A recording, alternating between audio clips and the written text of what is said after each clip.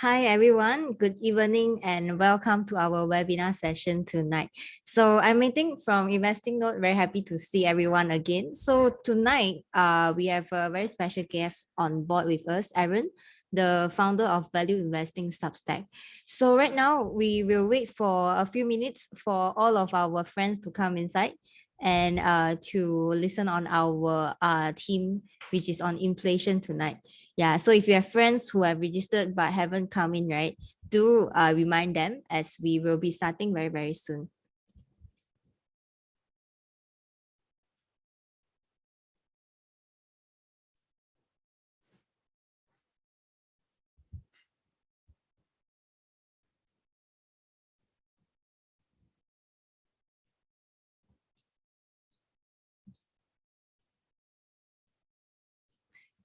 All right, so for everyone who have tuned in, right? So tonight we will be discovering one of the hot investment themes which every one of us are concerned with, which is the inflation. Yeah. So well, have you noticed like things around you becoming more and more expensive, or the prices are actually rising silently, like your petrol cars, rents, the clothes, and even the food prices. Yeah, so one broccoli is actually costing you more than what it was valued a few years ago. So right now, as we know, the US inflation recently accelerated to 7.9% year on year in February 2022, which is the highest rate in since January 1982. So it actually could happen in Malaysia as well. So today, we are very honored to have Aaron, the author of Value Investing Substacks, who writes amazing analysis article on equities, macro views, and also his philosophy on value investing. So before we even start this webinar, right? So if you have friends who who are interested in this topic, you're welcome to join our Facebook Live as well. So later on, we will have a Q&A session. So if you guys have any of the questions would like to ask our special guest tonight, can feel free to drop your questions in the Q&A box. So, well, is the inflation getting worse, or how will the stock market is actually affected? And will your stock portfolio risks are on the horizon? So without further ado, let's welcome our special guest tonight, Aaron. Hi, Aaron. Hi, hello, can you hear me? Can I? Hi, Aaron. Can you hear me? Can you hear me? Yeah, can. Okay, Okay. sorry. Yeah, Yeah. Aaron. Yeah, very happy to be to have you tonight with our all of our participants here. So we'd like to introduce yourself so everyone of us will know you. Hi, yeah. So I used to be a equity analyst and fund manager. My working experience is give or take 5 years, right? And in my time, I've learned a lot about how to analyze sectors. So I would consider myself a generalist. I would say I know a lot. I would know enough about most mainstream sectors, and also because of the requirement of the job, I'm also needed to become good at macro, right? And the reason why I say the word needed is because I actually identify as a value investor.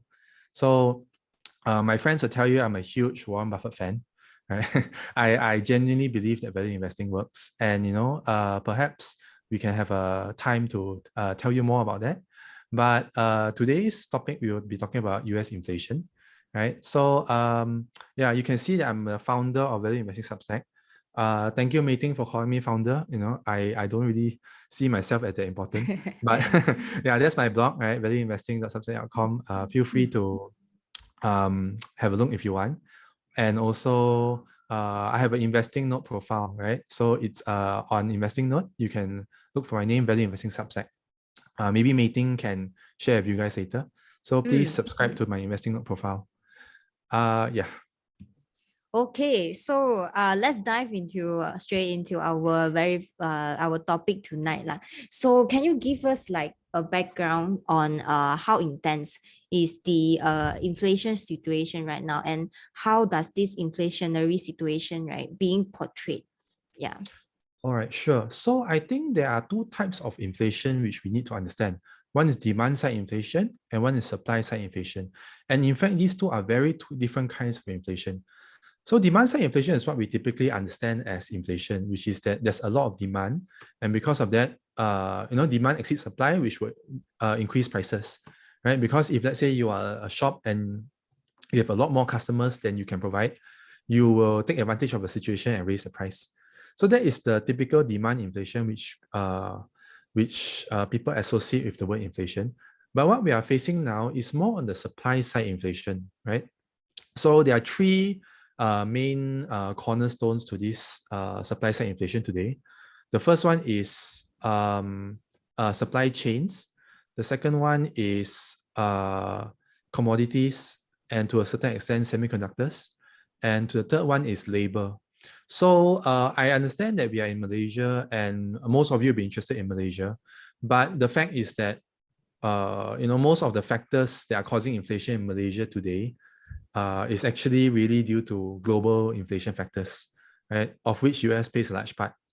So I think if we just focus on US inflation, you can work backwards and reverse engineer why Malaysia's inflation is happening. So in the interest of time, we will focus on US inflation, but just to point it out, right? We are also talking about Malaysian inflation. So okay, I will first address the one thing which is causing demand side inflation, which is the money printing, right? Because the more money you print, it goes into the hands of the people, and the people will be able to spend more. So this will, right? It will create more demand in the economy, and the shops will raise prices. So this is the demand side inflation, and it's quite notable because the Federal Reserve has doubled the balance sheet, or in a very basic manner, you can think of them as increasing the amount of money in the economy by 2 times, right? It's not actually true, because I don't want to go too deep, okay? But you just basically get an idea. It's something like that. So obviously this will increase inflation, but the real pain point in terms of inflation in US today is really caused by supply side rather than demand side. So the supply chain side, obviously we understand, is because of lockdowns, right? So there are a few sectors in particular which is contributing to high inflation. If you actually go to the Consumer Bureau in the US, the website, you can actually see a breakdown of which sector is contributing to inflation. So there are 2 main types of inflation: core and non-core. Core means food and energy, and non-core means everything else. Non-core means food and energy, and core means everything else. The reason we call it non-core is because food and energy are very volatile, and normally we want to remove the volatility to see what is a structural inflation, to make decisions on that. Obviously, food and energy are both very high right now, inflation, because of the recent geopolitical developments, right? The Ukrainian war that all of us are familiar with. But but the non-core inflation typically does not tend to be very sticky, right? They can go up and can abate relatively quickly compared to structural inflation. So I think what we want to worry about in the context of what is hurting our wallets or the purchasing power the most is really on the structural inflation side. So we'll focus on that.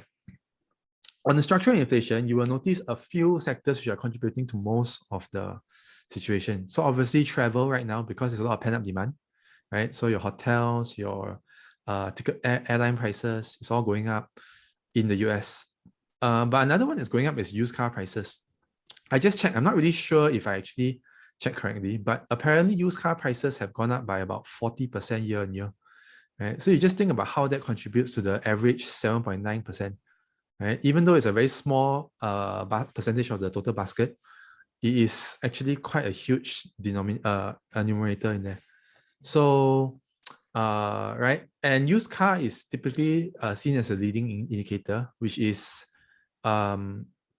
means it will inform what will happen in markets later, right? So that's something you really want to focus on. But the reverse is also true, which is that if these things come down, right, so they will also cause the core inflation to come down a lot faster.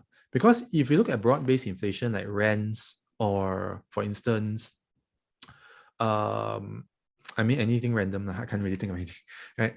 The most sticky one is rent. So that's something like 4 or 5%, which is high, but it's not 8%, right? And certainly it's not 40%. So what we really want to worry about is the structural inflation side rather than the non-core side. And I think right now, right, we are actually starting to see supply side, the supply chains starting to ease. For instance, if you look at shipping rates year on year in the US, I think it's come down by something like 20%, right? And freight rates also something like that, right? 10-20% if I'm not wrong. So these are all again leading indicators, right?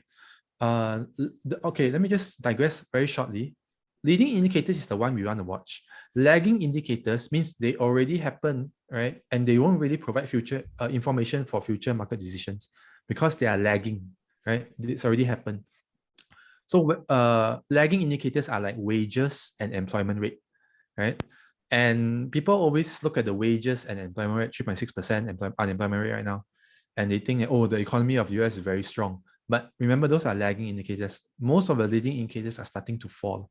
Now, that does not mean that they are in recessionary territory yet. They're not flagging red flags, but they are starting to fall. And I don't think there's an alternative, but to at least think about, what the inflation might look like later.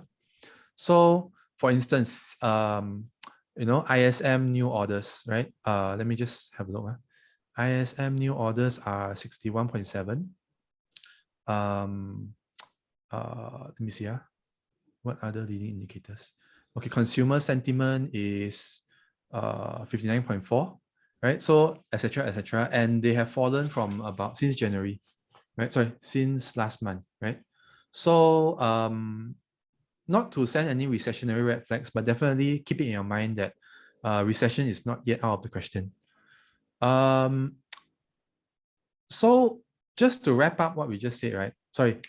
On the supply side, there was a supply chain, there's labor. So labor is really people coming to work, right? And because there's not enough people coming to work, so prices increase. So we're seeing that a lot in the US. Hopefully we see it in Malaysia soon. But basically, if there's not enough labor, then there will be obviously wages will increase, and wages also contribute to a large amount of inflation, right? So the situation is bad, but in all likelihood is peaking, right? It's not going to climb at the same growth rate as we have seen in the past few months.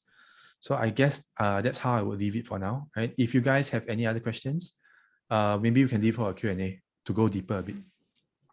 Okay, sure. Actually, just a question from me. Just now you have mentioned like we actually have to look on the not on the lagging indicator, but on the leading indicators, right? So actually, what are the leading indicators that you will be looking at when you are seeing the whole economy? Okay, so used car prices is definitely one, right? Yeah. Because used car prices are a function of normal car prices. And people typically, so we call these durable goods, right? So your, big, large purchases, which you typically make on, sometimes you even borrow to buy, right? So it tells you how confident the economy is. And then, you will get, so let's say if you want to buy a fridge, you might need to pay up a lot more than if you were just to buy a fidget spinner or a keyboard. And because of that, there is a need to provide for more money, and it tells you whether the economy is strong or not, right? If you see people buying less fridges, which means it may imply they may have less borrowing power. So yeah, I guess that is one. Another one is something like so I was saying something like ISM new orders, right? New orders is typically referring to how many orders a manufacturing company is making, right? In order to advance their own sales. So if they are making less orders, right, that means that it means that there is they probably foresee less demand. And keep in mind, these people are at the forefront of the economy because they are actually one doing the business. So if markets are typically, I don't know, 3 to 6 months behind the actual fundamentals. So when you see these things start to fall, right, you got to start thinking, the market's going to fall in 6 months' time, right? So another one is inventories to sales. So inventories to sales, if you see it rising, right, it means that it could mean, right, that they are not able to make enough sales. So for instance, you just think about if, let's say, you are selling, I don't know, noodles, right? So if your inventory start to rise as a percentage of sales, it could mean that you are not selling enough, you know. Yeah. So there are actually a lot, right? But I think you are starting to get bored already. But feel free to ask me more in the Q&A, right? I'm more than happy to address your questions. Okay, definitely. So let's move on to the next question. So is there really a possibility of the hyperinflation happening? And if it is, then what's the risk of it when it occurs in the US? I don't think hyperinflation is an issue. Okay, so I just want to make it as simple to understand as possible. What you want to worry about in the context of hyperinflation is actually not inflation per se, but inflation expectations. So if you actually study central banking history, you will realize that the Federal Reserve learned the hard way in the 70s, right? That it's not really inflation you need to worry about. It is inflation expectations. And what is the difference? Inflation expectations means you see prices going up and then it goes up enough to strike a fear in your heart, so that you buy today because you know tomorrow is going to become more expensive. So let's say you're in the US now, right? 8%. Your house price tomorrow go up 8%. You know, let's say you're planning to buy a house, right? Do you really want to wait one more year? Right? So this is what we worry about, expectations. And obviously, the more it goes up, right, the more it exponentially increases the worsens the inflation expectations. So if you ask me, right, what the Fed needs to really worry about in the context of hyperinflation is managing inflation expectations. Now, you might think it's the same thing, and it would be fair for you to think that. The reality is that you can manage inflation expectations independent of inflation. For instance, you can keep inflation at 5 to 8% for a long term, right? And when people see it staying in that range, high inflation for the long term, their inflation expectations fear will decrease, correct? Even though the inflation is not decreasing.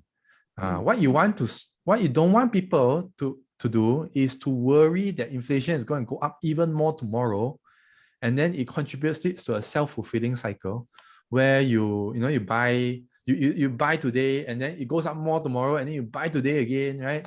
And then it contributes to the prices going up, and that one is difficult to stop because that is demand side inflation already, right?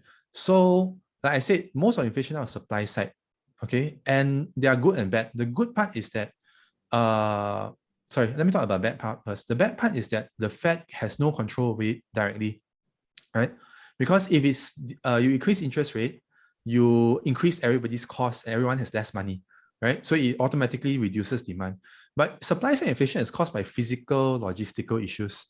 The Federal Reserve as a central bank has no real direct control over it. You just need to wait it out, right? So we are estimating as analysts that it will take about 2 years before US supply chains really start to go back to normalize pre-COVID situation, right? So what I think the Fed is trying to do is prevent hyperinflation, right? Until the supply chain ease in 2024, right?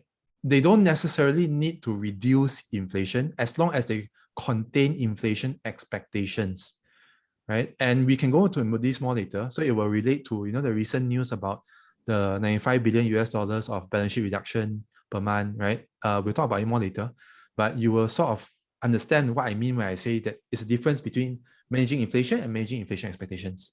So just to tie it up, I don't think the risk of hyperinflation is very real, because if it happens, the Fed will just step in. Okay, so it's quite interesting for you, for me to know that it is actually happening on the supply side, inflation, whereby the government and also the Fed has not direct control on this situation. So after getting a sense of like what is really happening in this inflationary situation, right?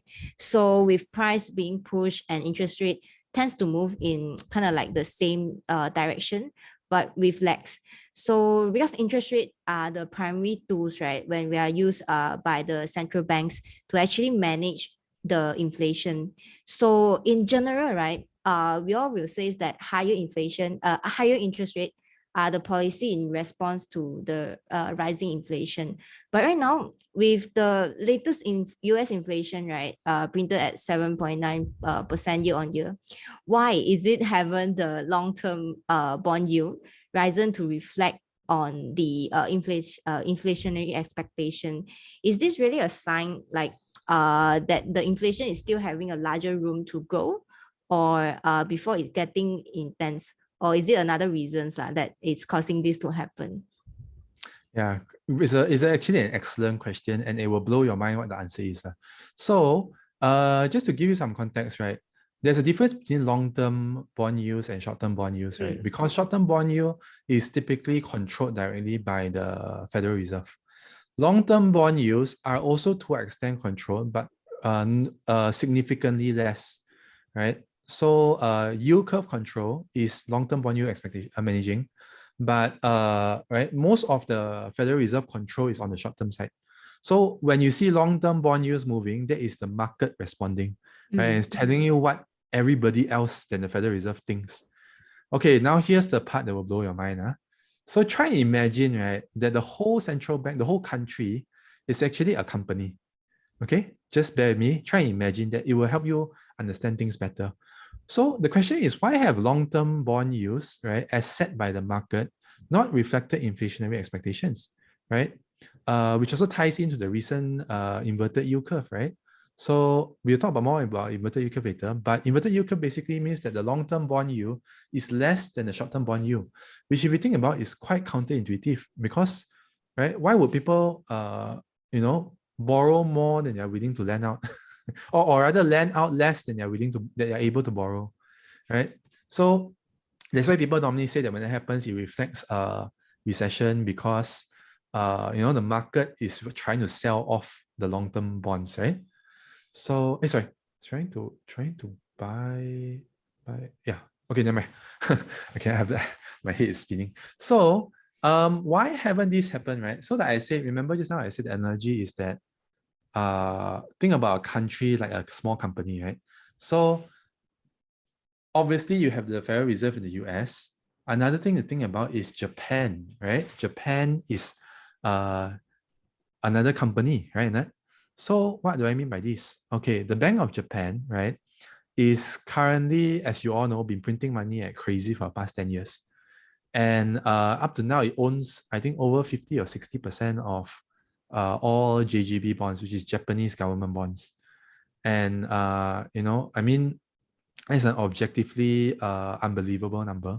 But what it also means is that the Bank of Japan is basically in control of the JGB market, right? And when you buy, when the BOJ, the Bank of Japan, buys JGB, it depresses the JGB yields, right?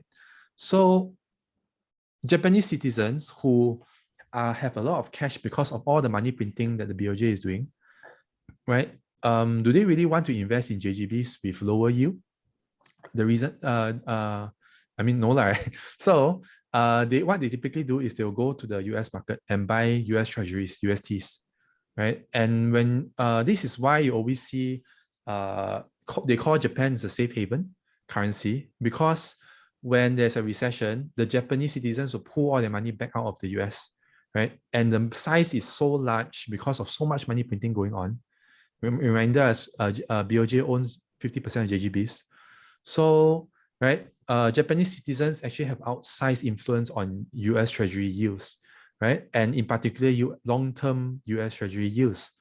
So, and this is not just my own opinion, this is something that is status quo, everyone understands that the reason why long-term bond yields on the US have been low is because Japanese citizens have been buying US Treasuries in size, right? So when you see the recent 210 yield curve inversion, obviously I don't really have a way to prove who is buying it, but right, you got to think about it's not just US market participants who are who are buying long-term bonds, right? Sorry, buying long-term, yeah, correct. Buying long-term bonds is the Japanese citizens who are buying long-term bonds, right? And they are keeping it depressed, which means, and since the BOJ controls 50% of JGB, what that means is that the BOJ is basically single-handedly keeping UST yields low, right? So again, right, I told you it will blow your mind, right?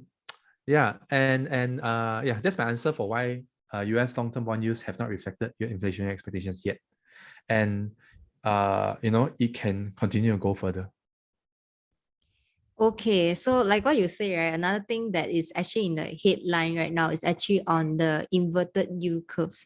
So what is this inverted yield curve? Is that it describes the unusual drop in the use of the long-term debt below the use on the short-term debt.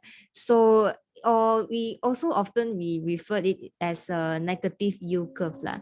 Yeah. So just now I think you have mentioned all of these at here. So, but just a question for you. How long do you think this inverted yield curve will be lasting?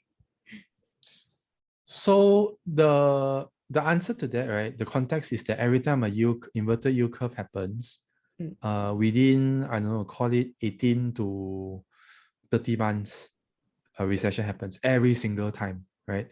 The reason is because let me have a think about it.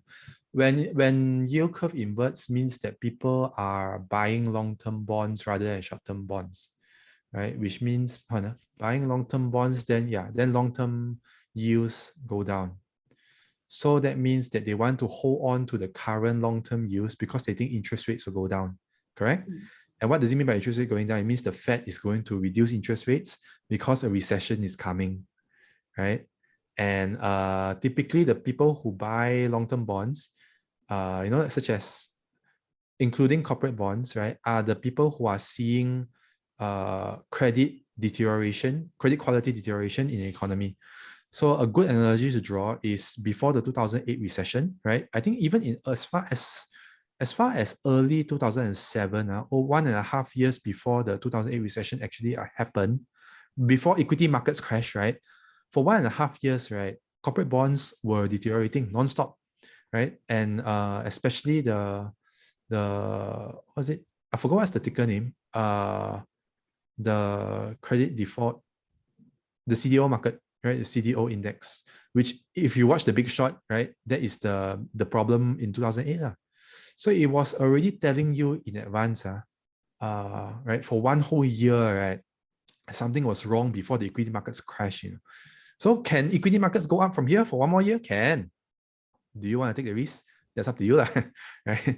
Okay, so just to go back to your question, right? Yeah, in history, it typically takes 1.5 years to 2 years for recession to happen. There's actually a very fancy chart I can find, and I'm not sure how I'm going to show you later, but right, it shows all the historical months after yield curve inversion happened. Then it calls it. So yeah, just to answer your question, it's around, call it 18 months. I think you can share your screen if you want. No, it's right. It's fine. I don't have the picture with Okay. me now. All right. Yeah. Okay. So let's move on to the next one. Let's dive down into the monetary policy, as there are significant developments by the US Fed since ever since the pandemic begins in 2020. So how do you think the status quo will be regards to the monetary policy that might be changing going forward? Sorry, let me just review your question. The significant monetary policy member years facing. Okay, okay, this is a big question. So, this one is really more in the realm of theoretical stuff than established history, for a simple reason that it has never happened before. So what is it that has happened? We have for the first time what economists call helicopter money, right? And what is helicopter money? It means that the Fed print money and directly give to households, right? And this is considered taboo in the economics world because you are not supposed to. I mean, if you want to draw an analogy, right, it's like, those documentary, the wild animal documentary, right? the people who shoot the animals will say, even if you see a lion eating a poor baby deer, right, don't go and disturb the nature because that is a natural way. You're not supposed to interfere. Otherwise, you will hurt the ecosystem, right? And it's the same for monetary policy. As a central bank, your job is to regulate markets, not to be an active market participant. So helicopter money has always been considered a final taboo, right? Because you are basically, saving the baby deer from the lion, right? And right, that threshold has been crossed with COVID. So as you all know, the Fed has printed a lot of money and given it directly to US households. And that has just thrown markets completely out of spin. Right. So you can see that we had a 2-month recession in April 2020, and then it rebounded straight away. Right? And then right, the last call it 6 months, right? Tech stocks crash like nobody's business, right? We call this hyper volatility in markets, right? And these are one of the side effects that all the economists were worried about, and it actually happened. So another problem with helicopter money is, you just think about it. If the government can print money whenever they want, right? What are they going to do when the election comes? They're going to say that whoever is in power, whether Democrat or Republican, is going to say, "Oh, please hire me. Please re-elect me. Right? I will give you money." Right? And in fact, and they will print the money out of thin air, which actually hurts everybody because it causes inflation. Right? And if the goal is just to get re-elected, you can see how it can get out of control very fast. So even now, California has already announced $800 per household. Right? We will print money to stimulate to help you address the rising oil prices. Right? And then they're saying we're going to tax the oil companies who are having sort of like windfall tax, because they shouldn't be profiting in this situation. Obviously, it's all just election rhetoric. But the fact is that when you have helicopter money, it turns into a policy tool for the re-election cycle, and it becomes very dangerous because you are playing with fire. You are hurting the whole country if you cause too much inflation. So we are stepping into that territory, and the Eurozone is the same, right? I'm sure you all know about Ukrainian war. We don't even need to talk about Ukraine, right? Just focus on the European economy. Oil prices are going out of control, right? So the biggest example is Spain. Spain, their utilities are very subject to variable oil prices, which means that oil prices go up, right? Your energy price also go up like nobody's business and go down, right? So you just think about how it is a wrecking ball to the Spanish economy. And the Spanish central bank has already done helicopter money for corporations, right? It's like taboo square, for the Austrian economies, right? So like I said, you can think about how it can go out of control very fast. And if you talk to the theoretical economists, right, like Real Vision on YouTube is a very good channel. What they will tell you is that if you assume that the governments treat it like a war, right, which is that if we need to get through this together, the government is going to help you, right? So which means we are going to print money, keeping in mind that the government cannot take any more debt. The whole Eurozone as a whole is already more than 100% debt to GDP, right? Italy is 150% if I'm not wrong. So nobody can take on more debt to GDP. The only thing they can do is print more money, right? And as I told you, it's very dangerous. So if they were to do a populist approach, they can actually print more money to subsidize your spending in the short term, but the long-term impacts will be felt by the future generation, right? So like I said, we are entering to uncharted territory where money printing for re-elections can become the new norm, right? And this has never happened before in history, right? Another thing that hasn't happened before in history is negative interest rates. So you can see very quickly how things can spin out of control. The way I talk to my friends is that the inflection point that we are at is very similar to when President Nixon took the world off the gold standard, right? Because previously money was backed by gold as an asset, right? So you got limited amount of gold, you can print a limited amount of money before you have to stop. That is supposed to limit your greed, right? So when he took us off the gold standard, this is an inevitability, right? It took 50 years to happen. So the new paradigm that a lot of theoretical economists think is that we are entering an inflection point where monetary policy will form part of the government policy, right? And the rules are completely different. And therefore, the status quo is completely changed. Oh, just to add, what we refer to this phenomenon as MMT, modern monetary policy, right? So you can go and Google it if you want to learn more. Okay, very interesting. So before we go into the topic of Federal Reserve, like what's their next move, I just want to remind all of you, if you have any questions would like to ask Aaron, you can feel free to drop your question in the Q&A box, as we will be having a Q&A session later. Okay, let's move on to the current moves on the Fed's, which is the Powell. Okay, so what do you think might be the game theory, okay, playing out in the Fed Chair Powell hits right now, and what's might his goals be, and what's the end game should be looking out for? Because right now, right, the first interest rate rise happened in earlier in March. So they are expecting that the rates will be increasing in 50 basis point on each of the every following FOMC meetings. So what's your expectation on this, and what's your view on this, Aaron? Sure. So just as a reminder, right, the last FOMC meeting, Powell actually said that they would be doing a balance sheet reduction. Basically means balance sheet increase means you print money, right? So balance sheet reduction is the opposite, you take money out of the system, and that will actually contribute to a recessionary direction, right? Not make a recession, but is the opposite of money printing.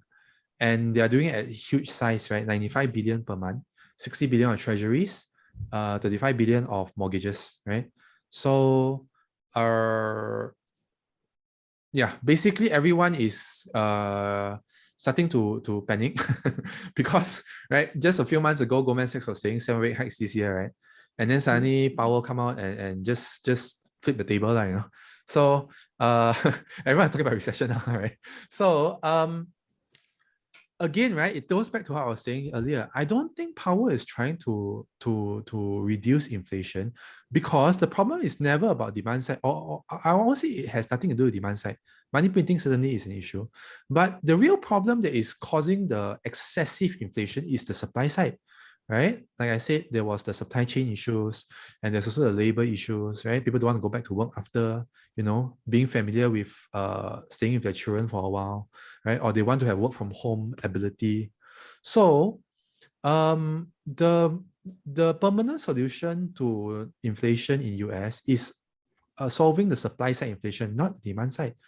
And like I said, we are already starting to see supply chains ease, right? Your shipping rates are coming down year on year, your freight rates are coming down, your all your leading indicators are falling, right, month on month, but not necessarily implying a recession, just falling but not going up, right? So it's something you need to think about. So right now we are at 7.9% year on year.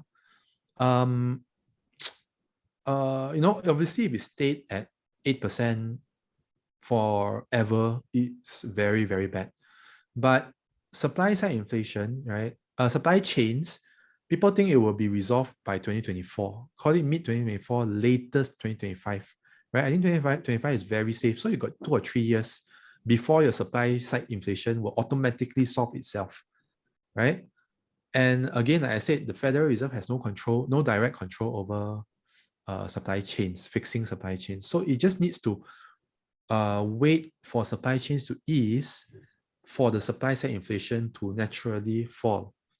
What the Federal Reserve does not want to happen is people thinking that the supply side inflation is never going to solve, right? And then it contributes to inflation expectations, which means that you think that inflation is going to go up tomorrow, so you buy more today, and then that causes prices to go up, and then that causes you think even more that inflation is going to go up tomorrow, so you buy even more today, and it become a fulfilling cycle. It's a spiral.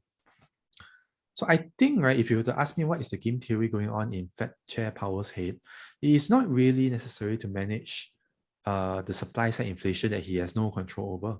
It is to manage inflationary expectations to avoid the potential of hyperinflation. So you look at what he's doing now, 95 billion balance sheet reduction, and then 50 basis points hikes. What does that tell you? What does that cost? It costs everyone to squawk, right? Oh, recession, recession. Everybody on CNBC is talking about recession. So what does that do? That reduces inflationary expectations, correct? Right? That's his goal. But you got to remember something. The Federal Reserve, right, has ever reneged before on their commitments. In 2016, the Fed Chair at the time was Janet Yellen, right? She said we will raise hikes by 4 times. They only ended up raising hiking rates by 1, right? In 2018, Powell said we will hike rates by 2 times. When the tech crashed at the end of 2018, they didn't rate hike at all. So the Federal Reserve, and on top of that, okay, so the Federal Reserve is not contractually making a contract saying that I must do it no matter what, right? He can change his mind anytime, and nobody will blame them because who wants to see the equity market crash, right? So, and on top of that, he has given himself an out. What is the out? He says we will follow the data. It's a data-driven approach, right? So when the market crash, right, that is all the data, all the justification he need to renege on his own word, correct? And again, right, like I said, nobody is going to blame him because everybody wants the equity market to stay on top. Right? Everybody is on his side to renege on his commitment. So I wouldn't put a lot of faith, not to say faith, a lot of reliability on just what he says, because they have gone against their word before. And on top of that, right, I told you already, the inflation is not really due to demand side, it's supply side, which he has no control over. So let me give you 2 scenarios, right? One is if inflation continues to go up. One is if inflation starts to fall, right, into recession. What do you think he will do if inflation continues to go up? Or then he will follow his word, right? He will maintain the 95 billion balance sheet reduction. He will hike rates by 50 basis points, right? For what was it, 1 year or 2 years? I forgot already, right? Which is huge. You just think about it, you hike from 0.25 to 0.75 to 1.25. After 2 years, you are back to 2 already, right? So it's something like a 200% increase, or is it 400% increase, right? From 0.5%, 0.25%, right? So then he will follow his word. What happens if he hike 1 time and then markets start to crash just like 2018? Do you think he's going to hike anymore? Right? Keep in mind that jobs have a very high correlation with equity markets. Right? Because when the equity market crash, everyone thinks recession is going to happen. Then if you are a business owner, you also start to let go people, right? You start to conserve your own cash, you stop hiring people, you stop giving bonuses, correct? So the Federal Reserve cares about equity markets a lot. And if let's say they hike next month, or they hike in 3 months' time, and markets continue to go up, inflation continues to go up, and they hike again, and it goes up again, and they hike again, and then it crash, he will just go against his word and forget everything he said today, right? So what I'm trying to say is that the goal here is to manage inflationary expectations rather than inflation per se, right? His goal is to prevent hyperinflation, not to reduce inflation, because the supply side inflation cannot be solved directly by him. And if he can keep inflation at 5 to 8%, and everyone thinks it will stay there, which means it won't go up further, right? Which means that inflationary expectations don't go up further. Even though it's high inflation, I think he will just leave it, right? He just won't try and, poke the bubble. Yeah, keeping in mind that US equity is in a huge bubble right now. Yeah. Okay, kind of interesting that you says that initially Fed during a few years before they didn't maintain what they are saying is that they will be rising 1 time and 2 time, but in the end they didn't rise at all. So I think for right now, a lot of the news and also the analysts, right, they are expecting like 7 times, which is quite ridiculous, right? Yeah, so in the sense. So just now you also mentioned that it is either being more towards the inflation, higher inflation, or it will be on the flip side, will be on reducing the deflation side. So let's go to the a higher extreme one. So how will the US inflation develop, and is it a really possible distribution of the outcomes of the US economy? And will this hyperinflation, right, if it really happens, will it be a high risk for everyone? Okay, just let me address the hyperinflation part because we just talked about it. Mm. as I said, I think the goal of the Federal Reserve now, the primary goal is to address hyperinflation, right? They want to prevent it at all costs, because if you let it happen and then you got to prick the bubble, what will happen is the 70s, which is you need to force a recession. Or the Russian central bank recently, right? It's a good example, right? So why you want it to happen if you can prevent it from happening in the first place, right? So that's the part. I don't think hyperinflation is a real risk because the Fed is very, very scared of it, right? It's very, very scared. I just tell you, digress a bit, right? There's a joke. I forgot who it was. He said, as a high level US official, he said, when I get reincarnated, I want to get reincarnated as the bond market because it scares everybody. So, right, you got it's true, right? Even the Federal Reserve is scared of hyperinflation and they will do everything they can to avoid it, right?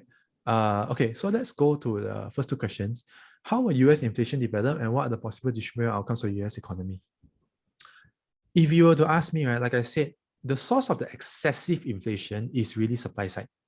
So I don't think that they can solve that anytime soon. For instance, right now, General Motors and Ford, right? I'm not sure about Ford, but General Motors definitely. They have a lot of empty cars sitting in a lot, completely builded out, but they cannot sell. Why? Because they're missing one thing: semiconductors, right? So, right, it's just that one thing that is causing them not to be able to sell. And what does that do? That causes the new car market to have lack of supply. So people will go and buy used cars, and that contributes to the 40% year-on-year used car inflation, right? So can the Federal Reserve really solve that, right? I guess they can cause a recession, but I don't think that is less painful than just high inflation at 8% for another 3 years, right? Okay, let's say the Federal Reserve, let's say I'm Powell. I have two options. One is I cause a recession, right, to reduce the inflation, but your supply side inflation is not solved. So it's an artificial kind of inflation drop. The other one is I keep inflation high at 8%, but it doesn't go into hyperinflation territory, right? I just keep it at high inflation without going into hyperinflation. And arguably, right, that is less painful than a recession, isn't it? So in terms of what is optimal for me as Fed Chair Powell or the US economy, I honestly think that they are just going to keep, their goal is just to prevent hyperinflation, right? Until the supply chain issue solve, and then the supply side inflation will solve itself. So we might see extended inflation for another 2 to 3 years, right? Call it 5 to 6%, right? As now already supply chains are easing. So 8% was the last print, right? If you're talking about 6 months later, it could be 7. You're talking about 12 months later, it could be 6. You know what I mean? So on average, over the next 2 to 3 years, call it 5 to 6%, which is also very high, right? But after that, when the supply side inflation supply chain issue solve, we could go back to 2 to 3, right? Okay, I just want to add another thing because I think it's very pertinent. There is something called the Gilded Age 2.0, or what Real Vision, right, calls the exponential age, which is basically all your Katie Wood tech disruption stocks, right? So right now, if you've been observing, a lot of internet technologies are maturing at the same time. I just list a few for you off the top of my head: IoT, AI, autonomous driving, smart cloud, Web3, AI, VR, AR, right? So, I'm not even having a list. I can already list like 6 or 7 of them. And they're all maturing at the same time. What does this mean? This is very similar to in the 1800s, right? When we had the first Gilded Age. So you had your Thomas Edison making a light bulb. You had John Rockefeller coming out of kerosene. You had the steam train, right, by Vanderbilt, right? And then the steel by Andrew Carnegie. If you guys know your US economy history, you'll be familiar, and JP Morgan, right, who started the bank, right, and contributed to the Federal Reserve's creation today. You all may not know, Federal Reserve was created in 1910s, or was it 1907? I forgot already, right? But it wasn't like the Bank of England created long, few hundred years ago. So we might be seeing that at the same time again, right? And if that is true, right, this will actually contribute to real productivity growth as opposed to artificial growth in GDP caused by money printing, right? Or fiscal stimulus or a monetary stimulus. Because the past 10 years, right, a lot of the GDP growth of the world, except for China, is caused by artificial kind of GDP growth, which is more on the money printing side. But if this happens, right, in the US, it will become a real GDP growth. And when I say real, I don't mean nominal minus inflation. What I mean is, it is real productivity, right? Like there's real value created in the economy. So I do think, right, this will happen in the next, call it 5 years. And the Federal Reserve is trying to kick the can down the road, prevent another recession until we reach there. Because if this is true, right, I will do the same thing. If our Federal Reserve chairman, I hope I become one day, I will do exactly the same thing because this is just the best thing possible to do. So what are the possible distributional outcomes for the US economy? We could enter a recession, but like I said, right, the Federal Reserve will never let the US economy fall for the simple reason that if it becomes a bust, we could see a 1929 Great Depression. Right? I cannot explain all why in this short amount of time, but just trust me. Ray Dalio, you can watch the Ray Dalio video about the credit super cycle, right? You can watch that one. The other one is that money printing only can kick the can on the road, so there's no permanent solution. Right? If you let the bubble inflate, you are just going to make it even more volatile. We're already as volatile as it gets already. Whereas if there's real productivity creation, real value created in the US economy, right, that will offset the need to money print, right? It will actually solve the problem. So rather than causing a recession and actually delaying that Gilded Age 2.0, right, why not let it happen, right? We kick the can down the road knowing that it's going to happen in 5 years' time, right? Then we will have, your Tesla's autonomous taxi delivering us Grab food, right? And then nobody need to own cars anymore. We just hire a Tesla taxi, right? And then our iPhone can help us do our homework, right? So when that comes, right, then the Federal Reserve don't need to worry already. The problem solves itself. And if I were the chairman, I would do the same thing. So I think there are just 3 distributional outcomes you should worry about. One is recession, that I've talked about the whole time. One is that nothing happens, right? We just kind of stagnate here and as volatile as today. The third one is, like I was saying, the real Gilded Age 2.0 comes in. Now, of course, there's the geopolitical front, but I'm not an expert there, so I just refrain the comment. Okay, thank you so much. So earlier on, you're talking about like Fed is trying to actually reduce the deflation happening. So should we actually worry about deflation instead? Because deflation, what we are called is the general decline of the price level of the goods and services, right? So instead of we are worrying on the hyperinflation situation to happen, should we actually worry more about the deflation? Yeah, so where this question came up, right, it was a few months ago when Goldman was saying 7 rate hikes, right? So deflation was something that, when I talk about it, everyone was just like, Aaron is crazy, right? Goldman Sachs is saying 7 rate hikes and talking about deflation. But now we are seeing recession, right? Recession means deflation, right? Recession means fears, right? So I want to make a distinction between should we worry about deflation and is deflation going to happen or is recession going to happen? The answer is that yes, we should definitely worry about deflation, but that does not mean that deflation will definitely happen, right? So why do I say that? As we can see, right, a lot of the leading indicators are starting to show weakness, right? I think the biggest one is the yield curve inversion, right? That one is something everyone can agree on, right? I don't even need to explain. The other thing is that you are seeing a lot of signs like people always, 3.6 unemployment rate, right, in the US, every single time we reach that level, a recession followed, right? Because typically such strength only happens at the peak of the bubble. And we are already seeing credit weakness. For instance, there are 2 main bond indexes that act as a credit health of the economy. One is LQD, which is corporate bonds, and one is HYG, which is high yield bonds, right? High yield bonds, as the name implies, means that it's more risky. That's why they're offering high yield, right?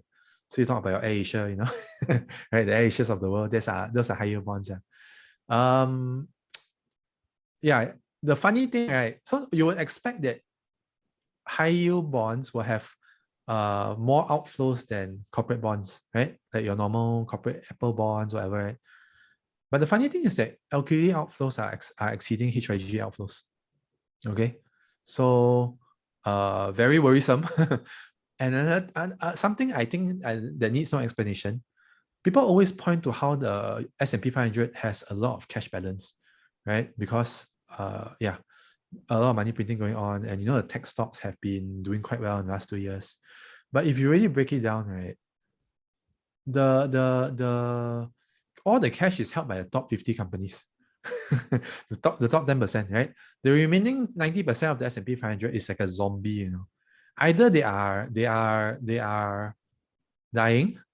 Sorry, either they are already on their way to the graveyard, or they are dying. So a lot of them are subsisting on what we call commercial paper, which is short-term bond, right? So you imagine if Air Asia, if COVID is still going on, they need to they need to borrow short-term because nobody will be willing to lend them long-term, right? 3-month loan, and then they need to repay every 3 months just to have enough cash flow to survive until the recession recover, right? So the remaining 450 companies in the S&P 500, a lot of them are like this, right? They are subsisting on commercial paper when it was at 0.25%. Okay, what if that goes up to 1%? Your interest rate goes up by 4 times here, right? Can you still afford the kind of inflation when you are dying? Again, the analogy you draw is, Air Asia 6 months ago. If, Air Asia was subsisting on short-term loans and the interest rate went up by 4x, can it die? You can sort of think about it that way. And there are a lot of red flags in the leading indicators. I won't go into all of them, but yeah, definitely worry about it. And again, I want to make a distinction between worry about deflation and will recession happen, because you need to worry about it. You need to, because as a former Intel CEO used to say, only the paranoid survive, right? So there is no cost to you to imagine deflation happening and prepare in advance, right? By the time it happens, it's too late already. So even if it doesn't happen, it costs you nothing, right? It makes you worry, it makes you depressed a bit. But at least it doesn't affect your wallet, right? And even if you're wrong that deflation doesn't happen, you just get depressed a bit, you know what I mean? Right? You get sad, but it doesn't really hurt your wallet if it doesn't happen. Whereas what you don't want to happen is that you don't think about it and then it surprises you, right? So should you worry about deflation? Yes, you should worry, and you need to start planning in case it happens. But will it happen? I don't know, because I said there are a lot of moving parts to it, but you need to plan for it. Definitely, you need to plan for it. Yeah. All right, thanks, Aaron. So a question which is quite general at here. So actually, what's your investment strategy in this high inflationary environment? So as the rate hike, right? So it's actually having a quite bad time for the tech stocks. And what's your portfolio risk are on the horizons? So can you give a sign on how is your how are you going to do your investment strategy during this environment? Yeah, so this is not just me, I say. Even Raoul Pal of Real Vision, who I respect very much as an economist, right, says he doesn't know what to do, right? Because you just think about it. Do you really want to short bonds, right? Short bonds basically means you think interest rates will go up, right? So no, because everything is priced in already, as I've already told you. Do you really want to buy equities? Or is it really a 100% foolproof strategy? Not really, because we saw how you can drop 30% and rebound 30% in 2 months, in 4 months, right? Which is never happened before in history. Okay? And then typically it takes 10 years. This time it happened in 4 months. Do you really want to buy gold if you think recession is happening? Gold didn't do anything in the past 2 years, right? People always, typically if you think recession happened, the trade is to buy gold, right? So gold didn't do anything. So is it a foolproof strategy? No. Do you want to buy commodities? It's a good I mean, if you think inflation is over, commodities is a good trade. But again, commodities is already priced in.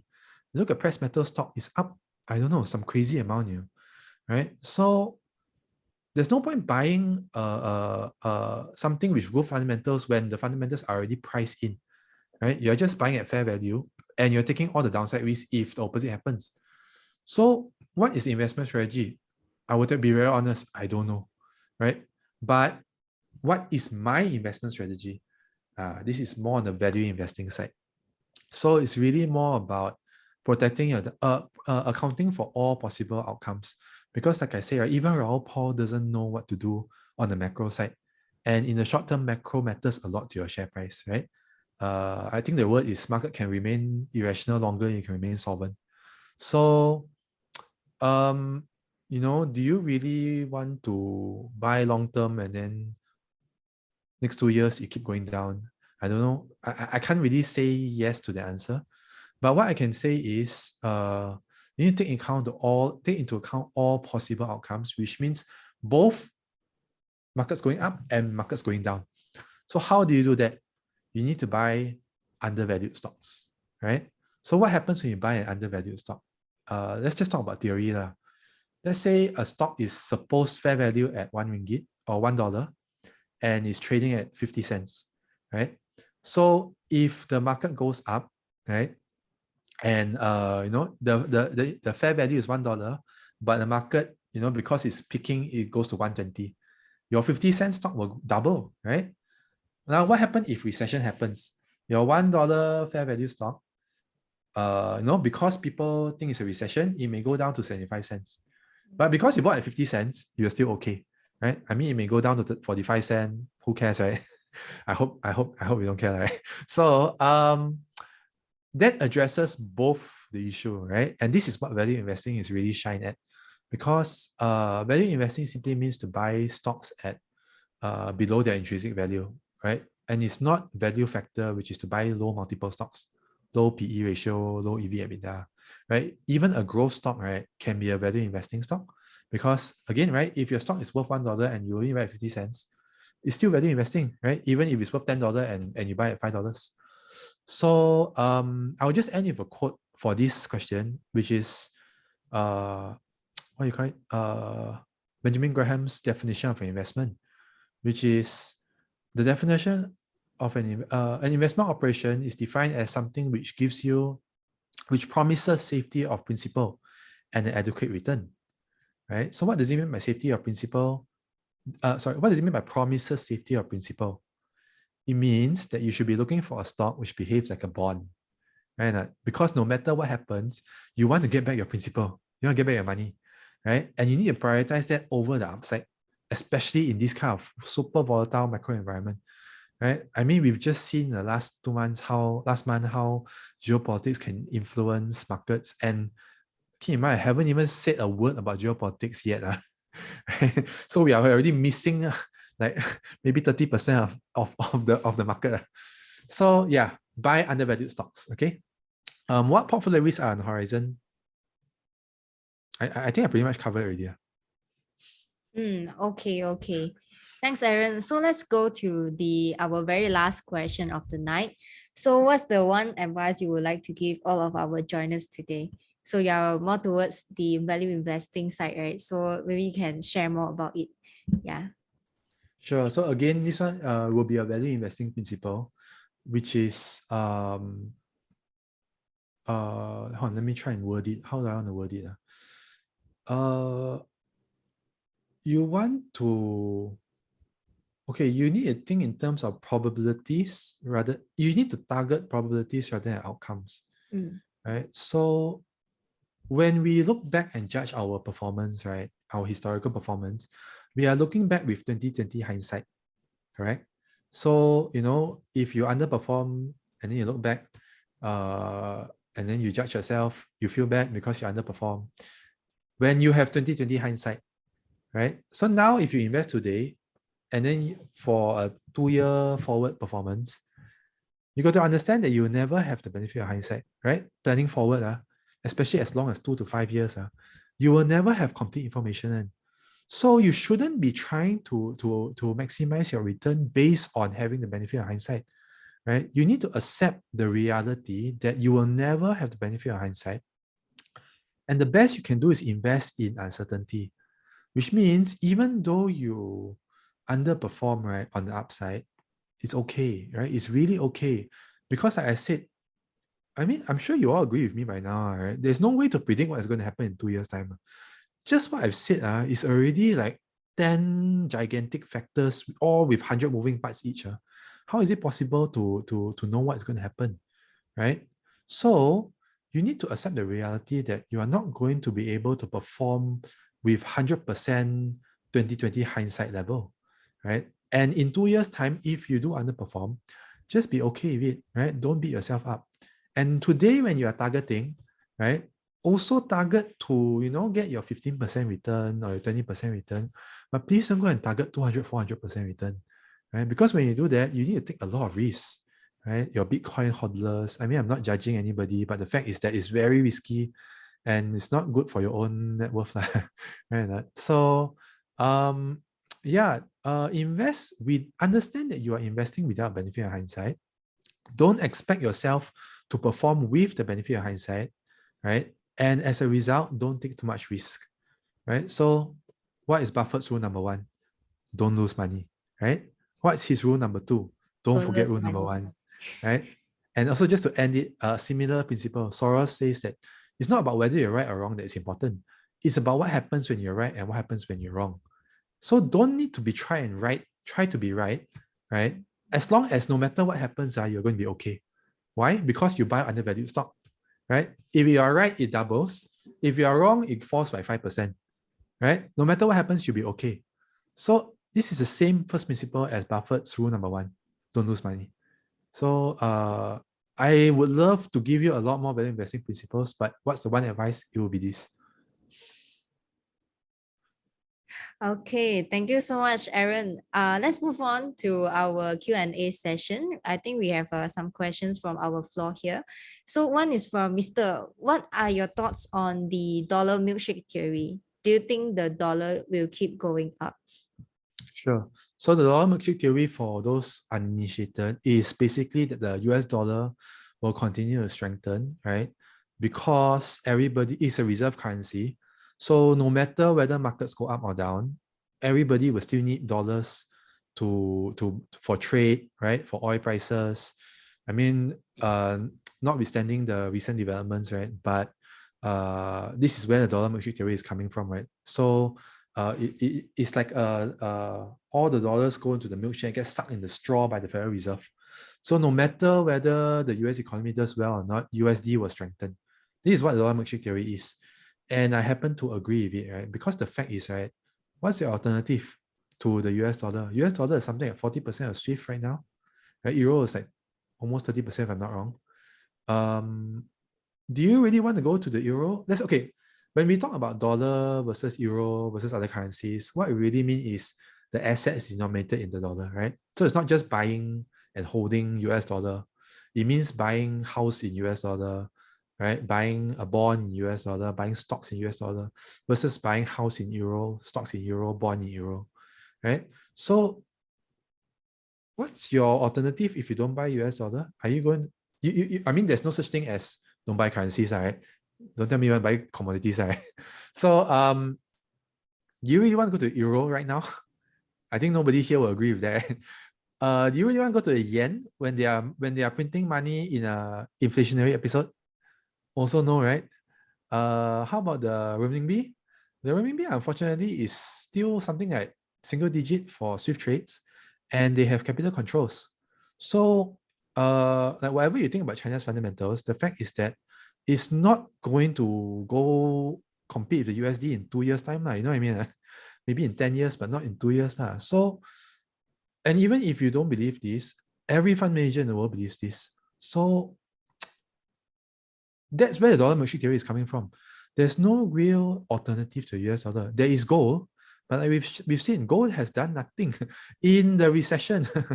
Right? It's like the funniest thing ever. So many things are happening that are first time in history.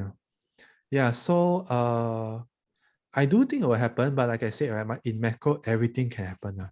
So at the end of the day, right, fall back to value investing. Don't fall back to a directional trade where you need to be right to not lose money, right? Make sure you are okay whether you are right or wrong. And the way you do that is by buying undervalued stocks. Okay, that I hope that Aaron has answered your question, Mr. So we have another one is in the Q&A chat box. So he asked, can you please comment on the China's losing monetary policy on the global economy amidst Fed's contrary move?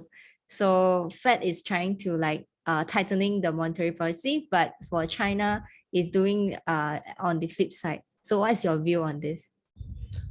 So if you actually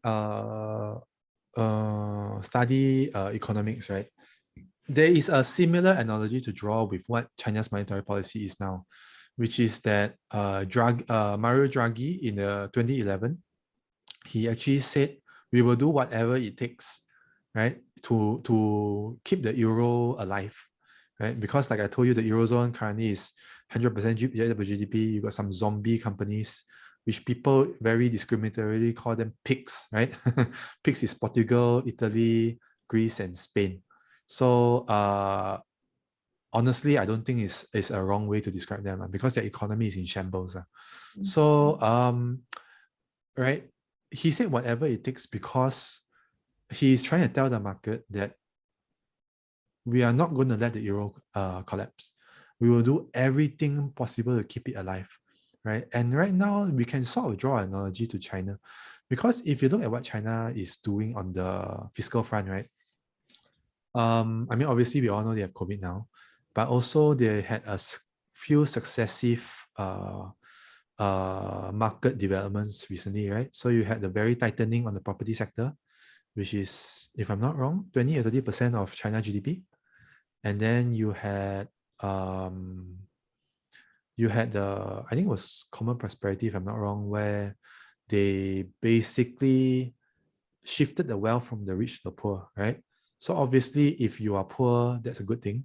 But if you are rich, which global fund managers are, you will feel like the social contract is broken, right?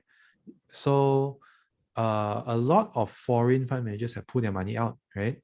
Which keeps China stocks and bonds depressed. So right, and with the increasing uncertainty, and one thing to understand is that throughout the past 2 years, right, the China's government has been very steadfast in its policy. Despite all the pain, it has had the strength to withstand it, right? You can also see the renminbi has strengthened in the face of all these adverse developments. So what has changed that might cause them to change their mind?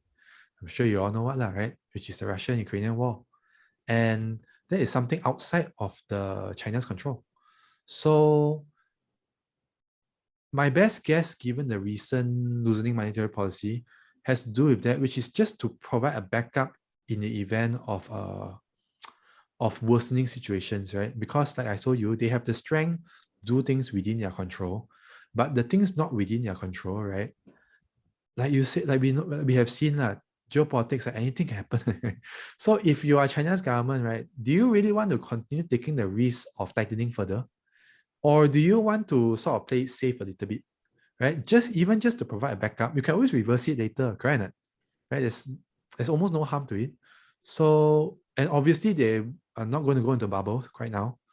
So it's a bit like that, right? And it's also reflected in the stock prices last month, correct? I think Alibaba was up 30% one day, right? And then Hang Seng Index was up 20% or something like that. So yeah, I hope I've answered that question, right? It's more of a backup kind of situation rather than a sign of weakness per se. Although I will not rule that out because obviously I'm not a China specialist.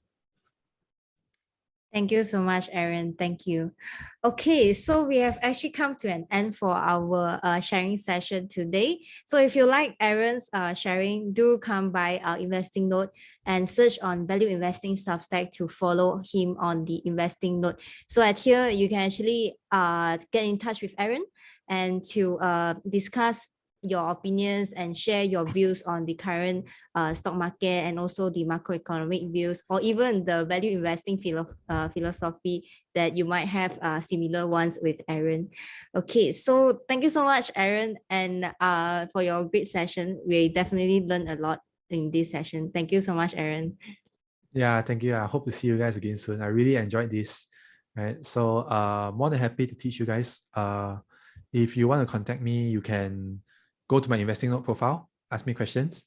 Right. I will try and answer as many as possible. Okay, thank you so much, Aaron. And we have come to an end for our webinar. And thank you so much for everyone to stay until the end. And we'll see you in the next webinar. Thank you. Bye-bye.